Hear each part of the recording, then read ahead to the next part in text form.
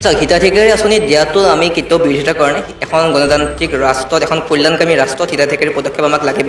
কিন্তু আমাৰ প্ৰশ্নটো হৈছে হিতাধিকাৰী আঁচনিৰ নামত যদি এগৰাকী শিক্ষাৰ্থীক 1250 টকা দিয়ে আৰু সেই শিক্ষাৰ্থীগৰাকীয়ে যদি কোনোবা এখন মহাবিদ্যালয়ত বিশ্ববিদ্যালয়ত যদি এডমিশ্যন ল'ব যায় যদি 30,000 টকা দিব লগা হয়, এই 1250 টকাৰ কোনো ভেলু নাথাকে, কোনো মূল্য নাথাকে। আমি বিচাৰিছোঁ বিনামূলীয়া শিক্ষা হওক, আমি বিচাৰিছোঁ বিনামূলীয়া স্বাস্থ্য হওক, কাৰণ 1250 টকাৰ এগৰাকী শিক্ষাৰ্থী যদি বেমাৰ হয় তেওঁ সেই 1250 চিকিৎসা কৰিব নোৱাৰে। বৰ্তমান সময়ত যিদৰে বাঢ়িছে আমাৰ মূল্যবৃদ্ধিৰ দাম হৈছে, আমি বিচাৰিছোঁ বিনামূলীয়া শিক্ষা হওক, বিনামূলীয়া স্বাস্থ্যখণ্ড হওক, এইসমূহ মৌলিক কথা। আমি হিতাধিকাৰী আঁচনিটো বিৰোধিতা নহয়, কিন্তু হিতাধিকাৰী আঁচনিৰ নামত 1250 টকা দি পেলাই তেওঁলোকে যিটো ভোটৰ ৰাজনীতি কৰিছে সেই ৰাজনীতি আমি একেবাৰে বিৰোধিতা কৰিছোঁ। উন্নয়ন কৰক, কিন্তু অকণমান প্ৰকৃতিক উন্নয়ন আমাৰ যিহেতু আপুনি প্ৰকৃতিক উন্নয়ন বহুত কমি গৈছে, দেখিব পৰা গৈছে, আমাৰ বহুত লছ হৈছে সেই বস্তুটোত। গতিকে প্ৰকৃতি ৰক্ষা কৰি যিখিনি উন্নয়ন কৰিব পাৰি নিশ্চয় কৰিব লাগে। গুৱাহাটীৰ যিটো বানপানীৰ সমস্যা, আমাৰ উজান বজাৰ ছাইডত বহুত বানপানী হয়, তো সেই সমস্যাটোৰ এটা পাৰ্মানেণ্ট চলিউশ্যন তেওঁলোকে বিচাৰিব বুলি আশা কৰোঁ। আৰু উইমেন ছেফটি, উইমেন ছিকিউৰিটিৰ ওপৰত কাম কৰিব, সেইটোৱে আশা। এজন ৰাজনৈতিক নেতাই যে সৰ্বভাৰতীয় পৰ্যায়ত তেখেতে গ্লেমাৰ লাভ কৰিলে যে আমি সুখী হ'ম এনেকুৱা নহয়। আমাৰ ছাত্ৰ ছাত্ৰীয়ে দিল্লীত পঢ়িবলৈ গৈ বা ভাৰতৰ বিভিন্ন প্ৰান্তত পঢ়িবলৈ গৈ যি অত্যাচাৰৰ সন্মুখীন হয় সেইসমূহ দূৰ হ'ব লাগিব। আমাৰ শিক্ষাৰ্থীয়ে, আমাৰ কৰ্মচাৰী, আমাৰ অসমৰ এজন ব্যক্তিয়ে যদি বাহিৰত তামিলনাডু বা ভাৰতৰ ভিন্ন প্ৰান্তত গৈ উপেক্ষিত হয় তেতিয়া আমাৰ দুখ লাগে। গতিকে এই বিষয়সমূহ আঁতৰিব লাগিব। শিক্ষা কেৱল আম্বানী ঘৰৰ সন্তানে নহয়, শিক্ষা দৰিদ্ৰ ঘৰৰ সন্তানে পাব লাগিব। তেওঁ যি আম্বানী ঘৰৰ সন্তানে যি শিক্ষা লাভ কৰে, হিমন্ত বিশ্ব শৰ্মাৰ সন্তানে যি শিক্ষা লাভ কৰে, একেই শিক্ষা কিন্তু আমাৰ দৰিদ্ৰ কৃষকৰ ঘৰৰ সন্তানেও লাভ কৰিব লাগিব। আমাৰ সেয়াই মৌলিক কথা। দ্বিতীয়বাৰৰ বাবে অসমৰ মুখ্যমন্ত্ৰীৰ আসনত ডক্টৰ হিমন্ত বিশ্ব শৰ্মা। বিগত 5 বছৰে ডক্টৰ শৰ্মাৰ পৰা কি পালে অসমে?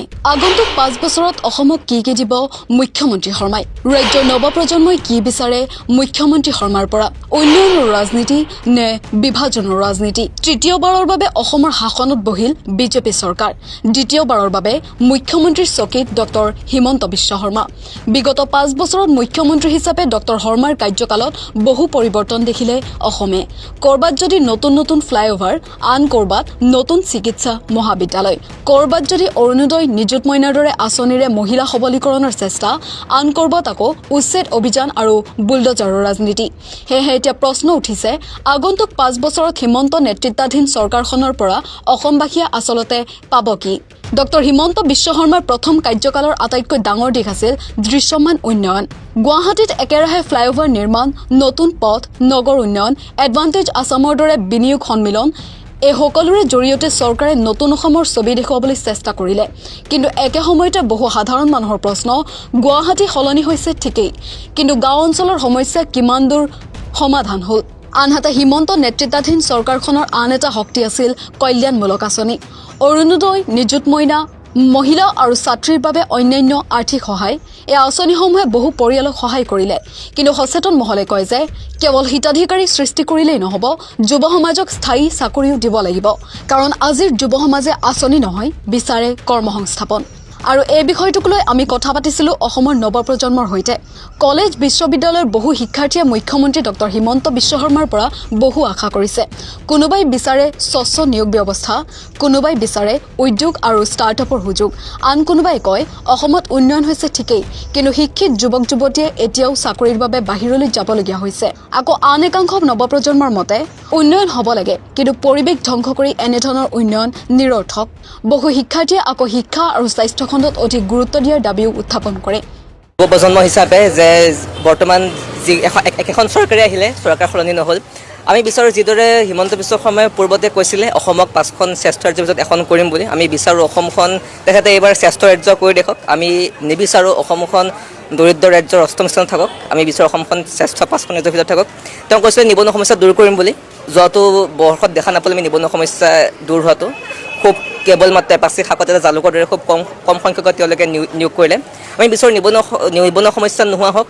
আমি দেখিছোঁ এজাক বানপানীতে গুৱাহাটী মহানগৰ আজি কৃত্ৰিম বানত ডুব গৈছে। আমি বিচাৰোঁ গুৱাহাটীখনৰ সেই কৃত্ৰিম বান নোহোৱা হওক, আমি গুৱাহাটীখনৰ কৃত্ৰিম বানমুক্ত হোৱাটো বিচাৰোঁ। একেদৰে আমি বিচাৰোঁ যিখন NRC আছিলে, NRC কাম এতিয়াও হোৱা নাই, NRCখন সম্পূৰ্ণ হওক। NRC কাম সম্পূৰ্ণ কৰিব লাগে চৰকাৰখনে। 6 জনগোষ্ঠীৰ যিসমূহ দাবী আছিলে জনজাতিকৰণ সেইসমূহ এতিয়ালৈকে হোৱা নাই, এইসমূহ পূৰণ কৰিব লাগে। আৰু বৰ্তমান সময়ত আমি দেখিছোঁ আজি তেলৰ দাম বাঢ়িছে, পেট্ৰলৰ দাম বাঢ়িছে, ডিজেলৰ দাম বাঢ়িছে, যিসমূহ নিত্য ব্যৱহাৰ্য সামগ্ৰী সেইসমূহৰ দাম বাঢ়িছে, মূল্যবৃদ্ধি হৈছে।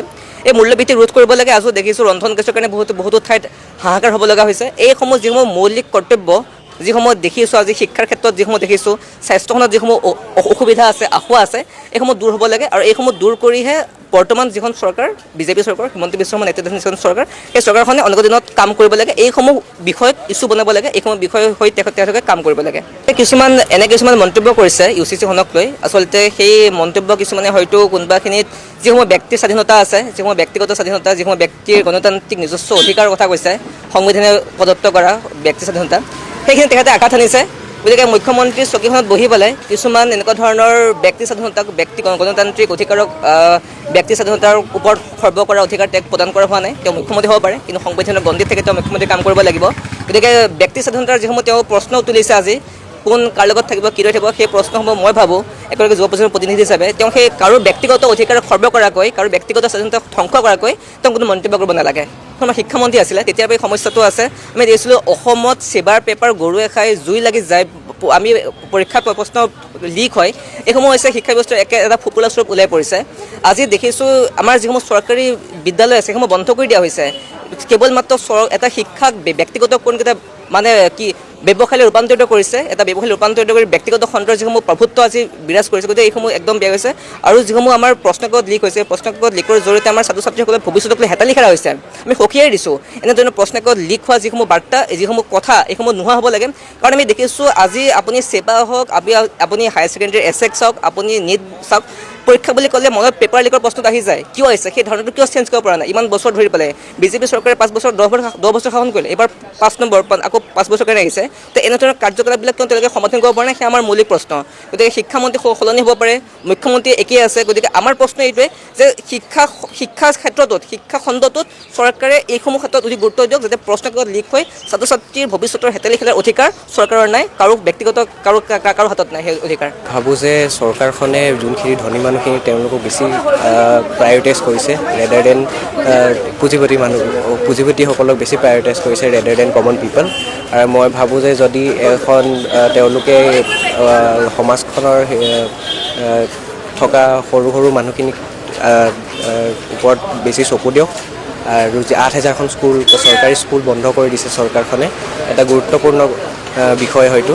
আৰু মই ভাবোঁ যে শিক্ষা সকলোৰে অধিকাৰ আৰু সকলোৱে পোৱাটো মই বিচাৰোঁ। নতুন প্ৰজন্মৰ ব্যক্তি হিচাপে তেওঁ নিজেই এইটো উল্লেখ কৰিছিলে যে 2016 চনত যেতিয়া তেওঁলোকৰ প্ৰথম চৰকাৰ হৈছিলে সেইটো তেওঁলোকৰ আৰম্ভণি। দ্বিতীয় কাৰ্যকালৰ 2021 চৰকাৰখন তেওঁলোকৰ কাৰণে আধাৰশিলা। এতিয়া তৃতীয়খন যিখন 2026 চৰকাৰ, সেইখন হ'ব তেওঁলোকৰ কাৰণে কাম কৰাৰ এক উদ্যম, উন্নয়নৰ উদ্যম। গতিকে মই এজন ব্যক্তিগতভাৱে বিচাৰোঁ যে উন্নয়ন হওক। উন্নয়ন মই কোৱা নাই যে সৰহসংখ্যক ফ্লাইঅভাৰ বনাওক, উন্নয়ন মই কোৱা নাই যে হিতাধিকাৰী সৃষ্টি কৰক, আঁচনি দিয়ক।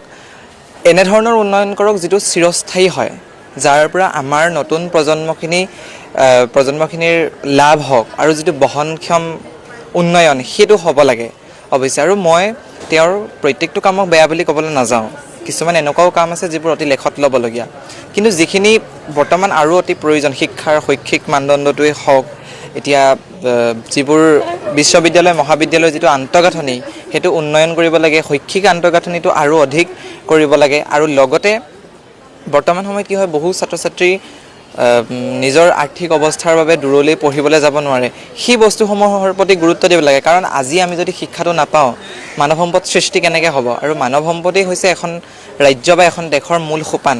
গতিকে সেই দৃষ্টিৰ পৰা সকলোকে শিক্ষা হওক, স্বাস্থ্য খণ্ডটো উন্নতি কৰিব লাগিব, যিহেতু আজিৰ সময়ত হৈছে, কিন্তু আৰু অত্যধিক উন্নয়নৰ প্ৰয়োজন। গতিকে উন্নয়ন হ'ব লাগে। উন্নয়ন হৈছে সেই চিৰস্থায়ী উন্নয়নহে, কিন্তু যিটো পলকতে নাইকিয়া হ'ব তেনেধৰণৰ উন্নয়নৰ কাম্য আমাৰ নহয়। এইকাৰণে কৈছোঁ, যিখিনি পইচা হিতাধিকাৰী আঁচনিৰ নামত খৰচ কৰা হয়, সেই পইচাখিনি যদি আজিৰ সময়ত এটা চিৰস্থায়ী সমাধানৰ বাবে যদি খৰচ কৰে, সেইটো অত্যধিক ফলপ্ৰসূ হ'ব বুলি ভাবোঁ। কাৰণ আমি বৰ্তমানত বস্তুটো ভোগ কৰিম, কিন্তু যদি ভৱিষ্যতলৈ একো থাকি নাযায়, তেন্তে সেইটো কিন্তু তেনেকুৱা আঁচনি বা তেনেকুৱা উন্নয়নৰ কিন্তু লাভ একো নাই। UCC যদি কথা ক'বলৈ যাওঁ, তেন্তে বৰ্তমান সময়ত আমাৰ প্ৰজন্মটোৰ এটা ধাৰণা আছে, এই যিটো লিভ ইন ৰিলেশ্যনশ্বিপ এইবোৰক লৈ মই কোনোবাখিনিত এইটো হোৱাটো বিচাৰোঁ, কিন্তু এইটো নহয় যে কোনোবা এটা স্পেচিফিক কোনোবা এটা সম্প্ৰদায় বা জাতিক সেইটো হেৰি কৰিব, টাৰ্গেট কৰিব। এনেকুৱা হ'ব লাগে যিটো সকলোৰে বাবে হ'ব লাগে।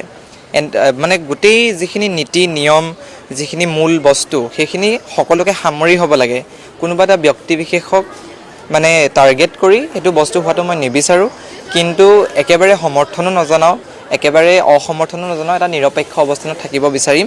কাৰণ বস্তু এটা কৰিবলৈ লৈছে যেতিয়া বহুত চিন্তাধাৰা কৰি অভিজ্ঞ ব্যক্তিৰ পৰামৰ্শ মতেই কৰিব। গতিকে দেখা যাওক কি হয়, কিন্তু কোনোবাখিনিত এইটো সকলোকে সামৰি হ'ব লাগে। জাতি সম্প্ৰদায়ক আৰোপ কৰিবলৈ চেষ্টা কৰা হৈছে, সেই গোটেই ন্যায়িক যিখিনি বস্তু সেইখিনি সামৰি লৈহে এই বস্তুটো মানে UCCখন বলবৎ কৰাটো ফলপ্ৰসূ হ'ব বুলি ভাবোঁ।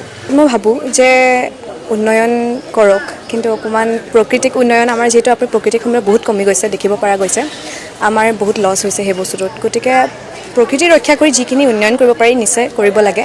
ফ্লাইঅভাৰ বনাব পাৰে, কিন্তু অকণমান ভাবি লওক, প্ৰকৃতি ৰক্ষা কৰক। তেনেধৰণে কৰিলে ভাল লাগে। কাৰণ আমাৰ যিখিনি গছ গছনি থাকে বহুত পুৰণা, আজি দীপৰ বিলৰ গছ গছনি অতীজৰ পৰা আছে, সেইখিনি গছ গছনিৰ পিছতে আমাৰ সম্পদ হয়, এতিয়াও সম্পদ আমাৰ। গতিকে সেইখিনি চাব লাগে। আৰু হিতাধিকাৰীৰ কথা যিদৰে কৈছে, হিতাধিকাৰীৰ কথা মানে আমি আজি নিযুত মইনা যিয়ে পাই আছে, নিযুত মইনা সকলোৱে পাবলগীয়াৰ মানে সেই ইকনমিকেলি উইকাৰ নহয়, ইমান উইক নহয় মানুহবোৰ, বহুত ভাল ভাল ঘৰৰ ছোৱালীবোৰো পাই আছে।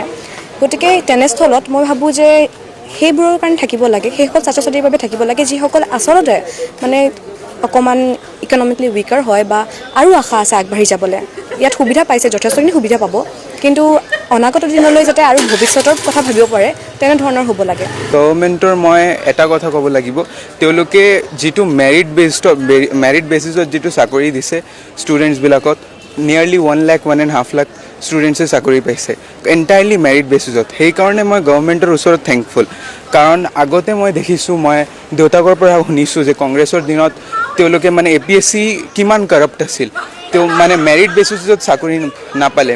বহুত ষ্টুডেণ্টে পিছত মানে ফাইনেল লিষ্টত নাম অহাৰ পিছত নাপালে, তেওঁলোকৰ পৰা টকা ডিমাণ্ড কৰা হ'ল। চ' সেইকাৰণে মেৰিট বেচিছত চাকৰি দিছে, সেইকাৰণে থেংকফুল। আৰু আশাবাদী যে আগন্তুক দিনত আৰু দিব, চাকৰি দিব ষ্টুডেণ্টছবিলাকত মেৰিট বেচিছত।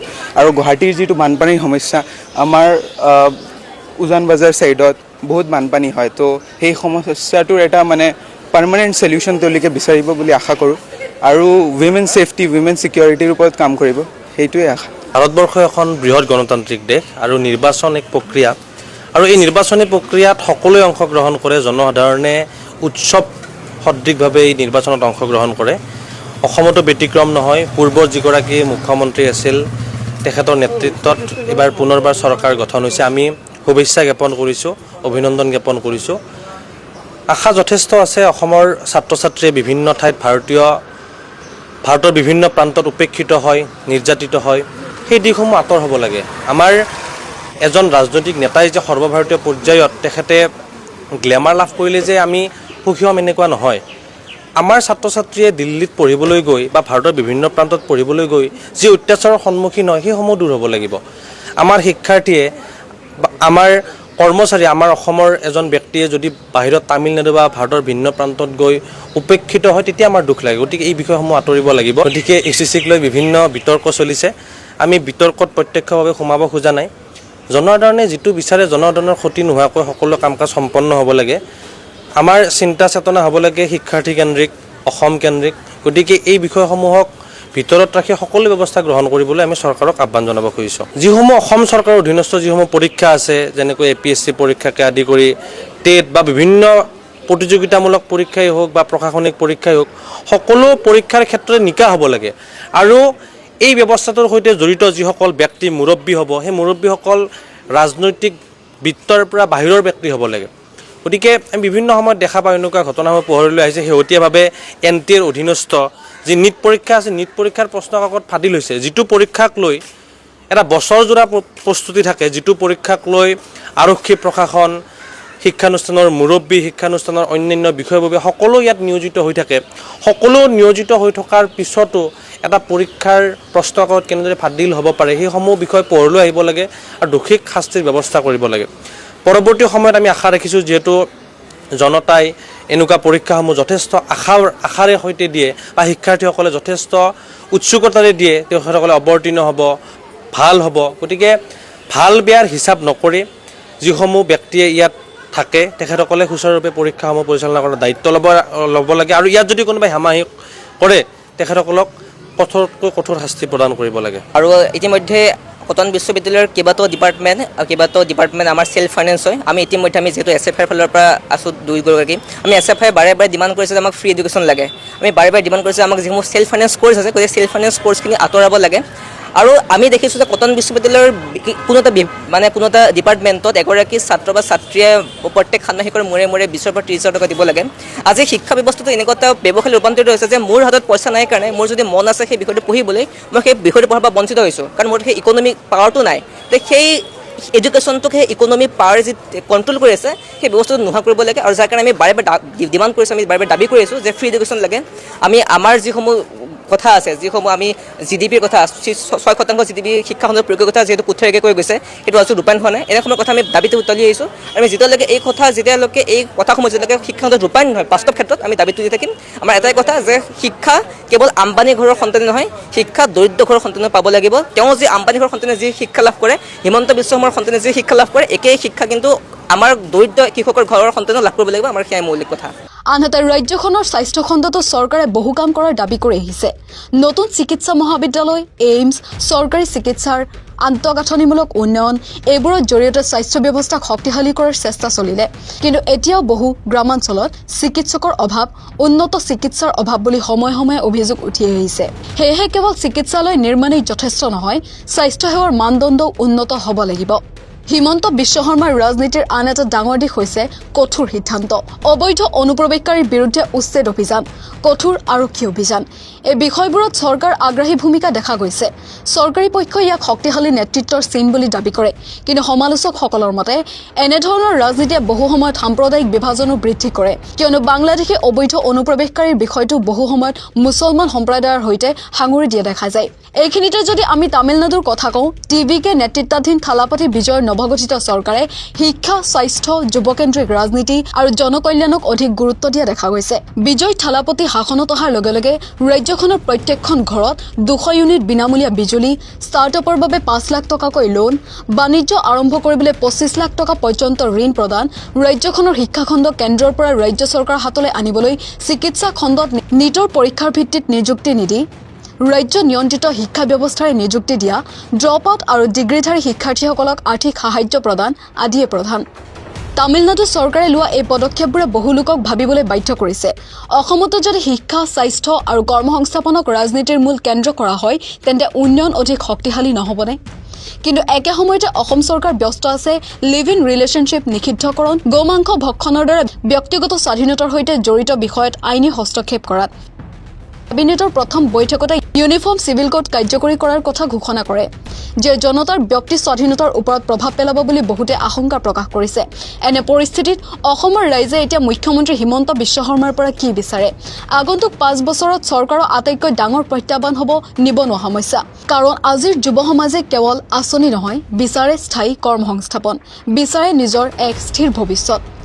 একেদৰে কৃত্ৰিম বান আৰু গুৱাহাটীৰ ভয়াৱহ যান-জঁট আজিও এক জ্বলন্ত সমস্যা। সেয়েহে ফ্লাইঅভাৰৰ লগতে বৈজ্ঞানিক বান নিয়ন্ত্ৰণ আৰু সুপৰিকল্পিত নগৰ ব্যৱস্থাপনাও অত্যন্ত প্ৰয়োজনীয়। আনহাতে APSCৰ দৰে গুৰুত্বপূৰ্ণ পৰীক্ষাত সংঘটিত কেলেংকাৰীক লৈও কঠোৰ আৰু স্বচ্ছ স্থিতি গ্ৰহণ কৰিব লাগিব হিমন্ত নেতৃত্বাধীন বিজেপি চৰকাৰখনে। লগতে 6 জনগোষ্ঠীৰ জনজাতিকৰণৰ বিষয়টো এতিয়া এটা ডাঙৰ ৰাজনৈতিক আৰু সামাজিক প্ৰশ্ন হৈ পৰিছে। সেয়েহে এতিয়া প্ৰশ্ন এটাই, মুখ্যমন্ত্ৰী হিচাপে নিজৰ দ্বিতীয়টো কাৰ্যকালত ডক্টৰ হিমন্ত বিশ্ব শৰ্মাই অসমক কিমান দূৰ উন্নয়নৰ পথলৈ আগবঢ়াই নিব পাৰিব? কাৰণ প্ৰথম কাৰ্যকালত অসমে দেখিলে শক্তিশালী নেতৃত্ব, দৃশ্যমান উন্নয়ন আৰু বহু সাম্প্ৰদায়িক বিতৰ্ক। কিন্তু আগন্তুক 5 বছৰে নিৰ্ধাৰণ কৰিব অসম অধিক উন্নত হ'ব নে অধিক বিভাজিত। ভিডিঅ' জাৰ্নেলিষ্ট ৰিচাৰ্ড বৰ্মনৰ সৈতে আৰ্মিন সুলতানৰ প্ৰতিবেদন, নৰ্থ ইষ্ট নাও। পেট্ৰল ডিজেলটো প্ৰধানমন্ত্ৰী ডাঙৰীয়ে অনুৰোধ কৰিছে, মুখ্যমন্ত্ৰীয়ে অলৰেডি অনুৰোধ কৰিছে। চৰকাৰীভাৱে 20% এতিয়া মানে তেল ব্যৱহাৰটো মানে তাতে সিদ্ধান্ত লৈছে যে এতিয়া 20% আগত যেনেকুৱা ব্যৱহাৰ কৰি আছিলে এতিয়া 20% কম কৰি ব্যৱহাৰ কৰিব আৰু ৰাইজকো অনুৰোধ কৰি আছে প্ৰধানমন্ত্ৰীৰ পৰা আৰম্ভ কৰি আমি চবেই জানো যুদ্ধ চলি আছে আৰু যি জাগাবিলাকৰ পৰা আমাৰ তেল আমদানি কয় না আনাটো আমি ইম্পৰ্ট কৰোঁ গতিকে ৰাস্তাত ডিষ্টাৰ্ব দেশৰ ডিষ্টাৰ্ব বিভিন্ন ডিষ্টাৰ্ব সেইকাৰণে আমাৰ অভাৱটো হৈছে গতিকে আমি এতিয়া সেইটোৰ লগত মিলি পেলাই চলিব লাগিব এতিয়া চাওক বিভিন্ন বস্তুৰ দাম বঢ়োৱা সেইটো হ'ল যিসকলে যোগানকাৰী যিসকলে উৎপাদনকাৰী তেওঁলোকৰ ওপৰত নিৰ্ভৰ হয় তেওঁলোকে যদি বেছি খৰচ কৰি বস্তু আনিবলগীয়া হয়তো বস্তুৰ পৰাই দামটো উলিয়াব লাগিব যদি তেল এতিয়া শুনিছোঁ ভূটানত অলৰেডি 50 টকা বাঢ়িল তেল যিটো আমাৰ তামোলপুৰৰ মানুহখিনিয়ে ভূটানৰ তেল লৈ আছিলে এতিয়া আমাৰ ভূটানৰ তেলটো 50 টকা পাৰ লিটাৰ বঢ়াই দিলে গতিকে কালি পৰহি আমাৰ যদি সেই অৱস্থা হয় তেতিয়া এইখিনিৰ দামটোতো বস্তুৰ ওপৰত ল'ব না যিটো বস্তু মানে টানোতে এই তেলটো লগা হৈছিলে গতিকে ইয়াৰ দামটোতো গ্ৰাহকে দিবই লাগিব গতিকে এইটোৰ সব যোগানকাৰীৰ ওপৰত নিৰ্ভৰ ডিষ্ট্ৰিবিউট কৰা মানুহৰ ওপৰত নিৰ্ভৰ আৰু সেইবিলাক আমদানি ৰপ্তানিৰ ক্ষেত্ৰত যিমান মানে কষ্টিং হ'ব সেই কষ্টিংটোতো দিবই লাগিব যদি আমাক নালাগে বুলি কয় তো তেওঁলোকেও বন্ধ কৰিব আমাক যোগান ধৰাটো গতিকে পৰিস্থিতিয়ে কৰা সেইটো কোনোবা মানুহে কৰিম বুলি কৰা নহয় সেইকাৰণে নিজে নিজে সাৱধান হ'ব লাগে যিমান পাৰে এতিয়া কৈ আছে ৰন্ধন গেছটো ব্যৱহাৰ নকৰি ফালে আমি অন্য বিকল্প কৰিব পাৰে নেকি সেইটোও এতিয়াৰ পৰা চাই যাই থাকিব লাগে আৰু তেলবিলাকো গাড়ী যদি 2খন আছে 3খন আছে অদৰকাৰী যাতে গাড়ীবিলাক চলাই নাথাকে পইলটো এইটো ভালৰ কাৰণে সবকে পৰামৰ্শ দিছে আৰু সেইটো হ'ল আমাৰ মানে কি কয় আজিৰ দিনটোত বিশ্বত হোৱা ঘটনা এইটো ভাৰত নহয় ভাৰততো বহুত ভাল পজিশ্যনত আছে ৰাছিয়াৰ লগত ভাল সম্পৰ্ক আমাৰ বহুতখিনি তেওঁলোকে সহায় কৰি আছে বাকী দেশবিলাকৰ অৱস্থাটো আমাতকৈও শোচনীয় হৈ আছে গতিকে আমাৰ তাত যিহেতু নাই যথেষ্ট আনৰ ওপৰত আমি নিৰ্ভৰ কৰোঁ তো য'ৰ পৰা আমি নিৰ্ভৰ কৰোঁ তেওঁলোকৰ পৰা মানে শান্তিৰে আমাক যেতিয়ালৈকে বস্তু বাহিনী দি থাকিব নোৱাৰে তেতিয়া আমাৰ নাটনি হ'ব 102 টকা 3 টকা হৈছে 102 টকা 3 টকা বাদ দিয়ক 500 টকাত আপুনি তেল পাব না নাই ইন ফিউচাৰ সেইটোৰ কাৰণে আমি চিন্তা কৰিব লাগিব কাৰণ আমি আনৰ পৰাহে নিৰ্ভৰ কৰি আমাৰতো তেল নাই এতিয়া আমাৰ বাক্সাত তেল বিচাৰি আছে অলপ পাব কৈ আছে যদি পায় তো আমাৰ নিজৰ অলপ হ'ব আৰু কিবা বৃদ্ধ পেঞ্চন নালাগে ৰেচন কাৰ্ড নালাগে আমাক একো নালাগে আমাক মাটি লাগিব মাটি লাগিব ছেটেলাইট চিটিৰ নামত খিলঞ্জীয়াৰ ভূমিত চকু হিমন্ত বিশ্ব শৰ্মাৰ চৰকাৰৰ এইবাৰ খিলঞ্জীয়া তিৱা অধ্যুষিত অঞ্চলৰ ভূমিত লোলুপ দৃষ্টি হিমন্তৰ হিমন্ত চৰকাৰৰ অৰুণোদয় নালাগে আমাক মাটিহে লাগিব হিমন্ত চৰকাৰৰ দুমুখীয়া নীতিৰ বিৰুদ্ধে খিলঞ্জীয়াৰ ক্ষোভ হিমন্ত পীযুষৰ চৰকাৰক জাগিৰোডত তিৱা মহিলাৰ তীব্ৰ হুংকাৰ মন্ত্ৰী পীযুষ হাজৰিকাৰ আশ্বাসক প্ৰত্যাখ্যান কৰি জংগী আন্দোলনৰ হুংকাৰ 6ষ্ঠ অনুসূচী আৰু ভূমি সুৰক্ষা দিবলৈ চৰকাৰক জুন মাহলৈকে সময়সীমা জাতি মাটি ভেটিৰ সুৰক্ষা আৰু খিলঞ্জীয়াৰ স্বাৰ্থ ৰক্ষাৰ গৰ্জন দি শাসনৰ গাদীত বহা ডক্টৰ হিমন্ত বিশ্ব শৰ্মা চৰকাৰক এইবাৰ তীব্ৰ প্ৰত্যাহ্বান জনালে জাগিৰোডৰ খিলঞ্জীয়া জনজাতিৰ ৰাইজে মন্ত্ৰী পীযুষ হাজৰিকাৰ জাগিৰোড সমষ্টিৰ গোভা মৌজাৰ অন্তৰ্গত তিৱা গাঁও সিন্ধিখৰত ছেটেলাইট চিটি বা টাউনশ্বিপ নিৰ্মাণৰ নামত চৰকাৰে আৰম্ভ কৰা জৰীপ কাৰ্যক কেন্দ্ৰ কৰি সমগ্ৰ অঞ্চলটোত জুই জ্বলিছে যুগ যুগ ধৰি বসবাস কৰি অহা ভূমি হেৰুৱাৰ আশংকাত ক্ষোভিত হৈ পৰা স্থানীয় ৰাইজ বিশেষকৈ মহিলাসকলে চৰকাৰী আঁচনিক প্ৰত্যাখ্যান কৰি কৈছে যে তেওঁলোকক চৰকাৰৰ অৰুণোদয় আঁচনি নালাগে তেওঁলোকক কেৱল নিজৰ পৈতৃক ভেটি আৰু মাটিহে লাগে চৰকাৰী উচ্ছেদৰ এই চক্ৰবেহুৰ বিৰুদ্ধে এতিয়া ৰাজপথলৈ ওলাই আহিছে তিৱা বড়ো কাৰ্বি আৰু গোৰ্খা আদিৰ জনগোষ্ঠীৰ লোকসকল উল্লেখ্য যে নিৰ্বাচনৰ সময়ত খিলঞ্জীয়াৰ অধিকাৰৰ কথা কোৱা মুখ্যমন্ত্ৰী ডক্টৰ হিমন্ত বিশ্ব শৰ্মাৰ চৰকাৰে এতিয়া উন্নয়নৰ নামত পুঁজিপতি গোষ্ঠীক সন্তুষ্ট কৰিবলৈ জনজাতীয় লোকৰ ভূমি কাঢ়ি ল'বলৈ ষড়যন্ত্ৰ ৰচনা কৰাৰ গুৰুতৰ অভিযোগ উত্থাপিত হৈছে সদৌ তিৱা ছাত্ৰ সন্থাৰ উদ্যোগত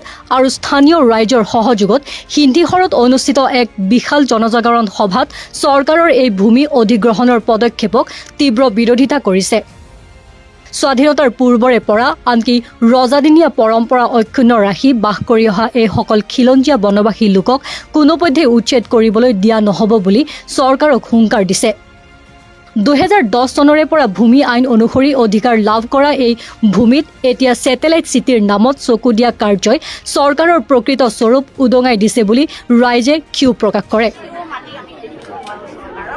গতিকে আমাক মাটি লাগিবই কাৰণ আমাক চৰকাৰৰ পৰা অৰুণোদয় আঁচনি নালাগে আৰু কিবা বৃদ্ধ পেঞ্চন নালাগে, ৰেচন কাৰ্ড নালাগে, আমাক একো নালাগে। বৰ্তমান আমি একো পোৱা নাই। গতিকে আমাক মাটি লাগিব, মাটি লাগিবই, আমাক মাটি লাগিবই।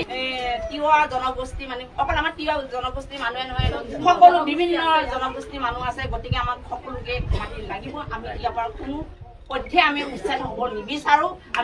আমি এই মাটি 1 ইঞ্চিও এৰি দিব নোৱাৰো, এবিঘা নহয় আমি 1 ইঞ্চিও এৰি দিব নোৱাৰো। আমাক নিজৰ মাটি ভেটি আমাক লাগিবই। সকলো ৰাইজে আমি নিজৰ মাটি ভেটি আমি নিজে থিয় দিব লাগিব। আমাক ঘৰ নালাগে, পইচা নালাগে, আমাক কোনো ধৰণৰ পইচা নালাগে, আমাৰ মাটি ভেটি লাগে, নিজৰ মাটি ভেটি লাগে। যোৱা বৃহস্পতিবাৰে পৰিস্থিতি নিয়ন্ত্ৰণ কৰিবলৈ স্থানীয় বিধায়ক তথা প্ৰভাৱশালী মন্ত্ৰী পীযুষ হাজৰিকাই আন্দোলনকাৰী নেতৃত্বৰ সৈতে আলোচনাত বহিছিল যদিও চৰকাৰৰ ফোপোলা আশ্বাসে আন্দোলনকাৰীসকলক পতিয়ন নিয়াব পৰা নাই। ইয়াৰ পিছতে হাজাৰ হাজাৰ লোকে নিজৰ ভূমি ৰক্ষাৰ বাবে ৰাজপথলৈ ওলাই আহে। মন্ত্ৰীগৰাকীৰ সৈতে হোৱা আলোচনাৰ পিছতো কোনো সুনিশ্চিত সমাধান নোলোৱাত ক্ষুব্ধ ৰাইজে মৰিগাঁও জিলা আয়ুক্ত আৰু জাগিৰোড সমজিলাৰ আয়ুক্তক সাক্ষাৎ কৰি নিজৰ স্থিতি স্পষ্ট কৰি দিয়ে। স্থানীয় ৰাইজৰ লগতে তিৱা ছাত্ৰ সন্থাই হুংকাৰ দিছে যে যদিহে চৰকাৰে এই আত্মঘাতী সিদ্ধান্ত সলনি নকৰে তেন্তে আগন্তুক দিনত অসম বন্ধ আৰু ৰাজপথ অৱৰোধৰ দৰে ভয়াৱহ জংগী আন্দোলন গঢ়ি তোলা হ'ব। তেওঁলোকে জাগিৰোডৰ পুৰণি কাগজ কলৰ ভূমিত টাটা ছেমিকণ্ডাক্টৰ প্ৰকল্প স্থাপন হোৱা কাৰ্যক আদৰণি জনাইছে। কিন্তু সেই প্ৰকল্পৰ দোহাই দি খিলঞ্জীয়া তিৱা লোকসকলৰ ভূমি অধিগ্ৰহণ কৰি পুঁজিপতিৰ স্বাৰ্থত টাউনশ্বিপ পতা কাৰ্যক কোনো কাৰণতে সহ্য কৰা নহ'ব। তেওঁলোকে স্পষ্টকৈ কয় যে তেওঁলোক উন্নয়নৰ বিৰোধী নহয়, কিন্তু জনজাতিসকলৰ অস্তিত্ব বিপন্ন কৰি কৰা কোনো উন্নয়ন তেওঁলোকে গ্ৰহণ নকৰে। বনভূমি আইন 2006 অনুসৰি সিন্ধিখৰৰ লোকসকলক অতি সোনকালে ভূমিপট্টা প্ৰদান কৰিবলৈ দাবী জনোৱাৰ লগতে মৰিগাঁও জিলাৰ 7টা ট্ৰাইবেল বেল্ট আৰু ব্লকত থকা প্ৰায় 28,022 বিঘা ভূমি অবৈধ বেদখলকাৰীৰ কবলৰ পৰা মুক্ত কৰিবলৈও চৰকাৰক আহ্বান জনাইছে। চৰকাৰে যদি জুন মাহৰ ভিতৰত এই দাবীসমূহ পূৰণ নকৰে তেন্তে সমগ্ৰ তিৱা সমাজ চৰকাৰৰ বিৰুদ্ধে ৰাজপথলৈ নামি আহিব বুলি চৰম সকিয়নি প্ৰদান কৰা হৈছে। News desk report, north east নাও। অসম পুলিচে আমাৰ যি কাৰ্যসূচী আছিলে সেই কাৰ্যসূচী ভালদৰে ৰূপায়ণ কৰিব নিদিলে। আমি অসম চৰকাৰক ধিক্কাৰ জনাইছো, আমি ভাৰত চৰকাৰক ধিক্কাৰ জনাইছো। 103 টকালৈকে হৈ গ'ল পেট্ৰলৰ দাম, 103 টকালৈকে হৈ গ'ল ডিজেলৰ দাম। আপোনালোকৰ এই চৰকাৰখনে কেৱল আৰু কেৱল এই অসমীয়া জনতাক হাৰাশাস্তি কৰিবৰ কাৰণে অসমীয়া ৰাইজে আপোনালোকক 102খন চিট দিয়া নাছিলে।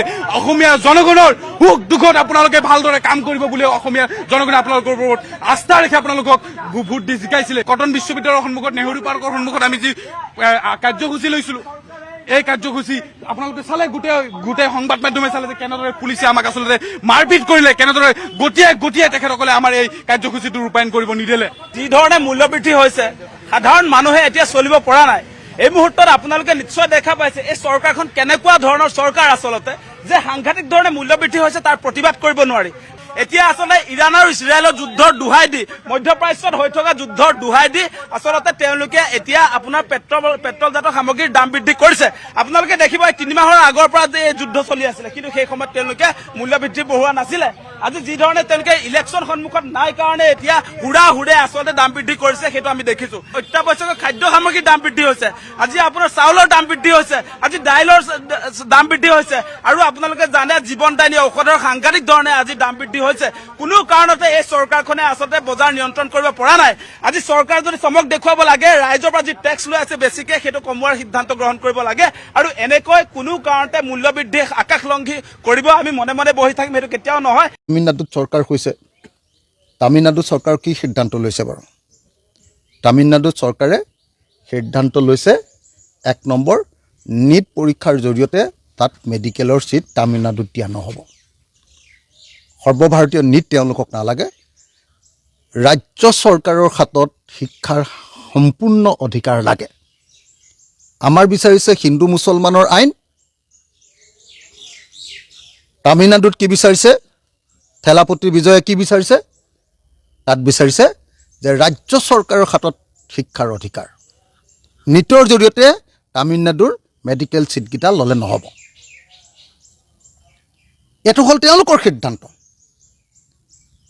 এটা থাকে যদি আপোনালোকে চাই থেলাপতি বিজয়ৰ আপোনাৰ যদি হেৰিটো চাই কি কয় আজি দিনটোত যদি আপুনি তেওঁলোকৰ চৰকাৰৰ যিকেইটা ডিচিশ্যন 8টা ডিচিশ্যন লৈছে কেইটামান ডিচিশ্যন লৈছে তেওঁলোকে কেবিনেট হোৱাৰ আগতেই প্ৰথম যিদিনা শপত ল'লে তেতিয়াই সেইদিনাই 4টা ডিচিশ্যন ল'লে 1 নম্বৰ ডিচিশ্যনটো ল'লে যে 200 ইউনিটলৈকে সকলোৰে বিদ্যুৎ মাচুল ফ্ৰী বিদ্যুৎ মাচুল ফ্ৰী এইটো এটা গুৰুত্বপূৰ্ণ বস্তু কাৰণ বিদ্যুৎ বোলা বস্তুটোৱে আধুনিক যুগটো চলে যদি বিদ্যুৎ মাচুল ফ্ৰী কৰি দিয়ে তেতিয়াহ'লে ব্যৱসায় বাণিজ্য ভাল হয় কল কাৰখানা ভাল হয় খেতি বাতিত কম খৰচ হয় এই কথাবিলাক ইম্পৰ্টেণ্ট কথাবিলাকত মনোযোগ নাই ইম্পৰ্টেণ্ট কথাবিলাকৰ কোনো ধৰণৰ মনোযোগ নাই আমাৰ চৰকাৰবিলাকৰ সিদ্ধান্তবিলাক সকলো পশ্চাদগামী হিন্দু মুছলমান লোকে তামিলত্ব ল'বৰ কাৰণে চেষ্টা কৰিছে আমাৰ মুখ্যমন্ত্ৰীয়ে কি কৰিছে ভাৰতীয়ত্ব অৰ্থাৎ হিন্দুত্ব অৰ্থাৎ গেৰুৱা বাহিনীৰ যি তত্ত্ব সেই তত্ত্ব প্ৰথমখন কেবিনেটতে প্ৰতিষ্ঠা কৰিবলৈ চেষ্টা কৰিছে অসমীয়াত্বক বিসৰ্জন দি এইটো দুৰ্ভাগ্যজনক গতিকে মই অসম চৰকাৰৰ প্ৰথম যি কেবিনেট বৈঠক এই কেবিনেট বৈঠকৰ যি সিদ্ধান্ত ওলাই আহিছে এই সিদ্ধান্তৰ প্ৰতি একমত নহয়